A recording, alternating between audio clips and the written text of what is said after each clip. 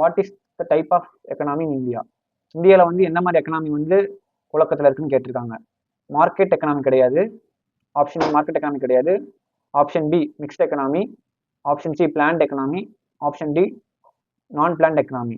India பார்த்தீங்கன்னா capitalist அப்புறம் socialist follow பண்ணுறதுனால மிக்ஸ்ட் எக்கனாமியாக தான் இருக்கும். மிக்ஸ்ட் எக்கனாமி தான் கரெக்டான ஆப்ஷன். 10th கொஸ்டின் பார்த்தீங்கன்னா மார்க் த கரெக்ட் ஆப்ஷன். இல்லை எது கரெக்டானது இருக்கோ அதை வந்து டிக் பண்ணணும். அதை தான் கேட்டிருக்காங்க. ஆப்ஷன் ஏ பார்த்தீங்கன்னா in normative economy analysis we should how the different mechanism function. Option B பார்த்தீங்கன்னா in positive economy analysis we try to understand the different mechanism are desirable or not. Option C பார்த்தீங்கன்னா proper understanding of normative economy is possible without understanding of positive economy. Option D பார்த்தீங்கன்னா positive economy and normative economy related to each other. Normative analysis வந்து first இது பார்த்தீங்கன்னா தப்பா இருக்கு. ரெண்டுக்குமே அந்த நார்மேட்டுக்கும் studies how different மெக்கானிசம்க்கு சம்மந்தமே கிடையாது. ஆப்ஷன் பி பார்த்தீங்கன்னா positive economy analysis try to understand different mechanism, இதுவும் தப்பு தான். அப்போ ஆப்ஷன் சி பார்த்தீங்கன்னா proper understanding of normative economy possible without understanding of positive, இதுவும் தப்பு தான். ஆப்ஷன் டி தான் கரெக்ட். ஏன்னா பாசிட்டிவ் எக்கனாமி நார்மல் எக்கனாமி ரொம்ப ரிலேட்டடானது.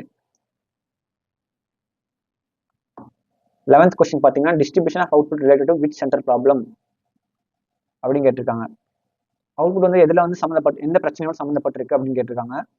Option A what to produce. Option B how much to produce. Option C how to produce. Option D whom to produce. யாருக்கு நான் produce பண்ணணும்னு கேட்டிருக்காங்க. ஆப்ஷன் பி பார்த்தீங்கன்னா எவ்வளோ நான் ப்ரொடியூஸ் பண்ணணும்னு கேட்டிருக்காங்க. ஆப்ஷன் பார்த்தீங்கன்னா எவ்வளோ சதவீதம் எவ்வளோ சதவீதம் நம்ம வந்து ப்ரொடியூஸ் பண்ணி கேட்டிருக்காங்க. ஆப்ஷன் சி பார்த்தீங்கன்னா எவ்வளோ ப்ரொடியூஸ் பண்ணி கேட்டிருக்காங்க. ஆப்ஷன் டி பார்த்தீங்கன்னா யாருக்காக ப்ரொடியூஸ் பண்ணி கேட்டிருக்காங்க. இது எந்த ஆப்ஷன் கரெக்ட்னா ஆப்ஷன் டி. யாருக்காக ப்ரொடியூஸ் பண்ணுறோம் அதை பொறுத்து தான் அவுட்புட் வந்து இதாக இருக்கு. ஏன்னா யார் வாங்குவாங்கன்னு தெரிஞ்சா அவங்களுக்கு ஏற்ற மாதிரி நம்ம வந்து ப்ரொடக்ஷன் இது பண்ண முடியும், அவுட்புட் வந்து உற்பத்தியை இது பண்ண முடியும் அப்படின்றாங்க.